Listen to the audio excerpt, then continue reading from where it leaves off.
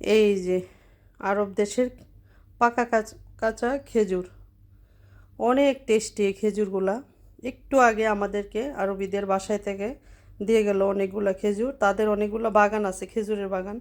তো এখান থেকে একদম ফ্রেশ বেছে বেছে আমাদেরকে সংগ্রহ করে দিয়ে গেল। তো এত মজার খেজুর, মানে না খেলে বোঝাই যাবে না যে আসলে কি পরিমাণ সুস্বাদু। এই যে আমি একটা খাই।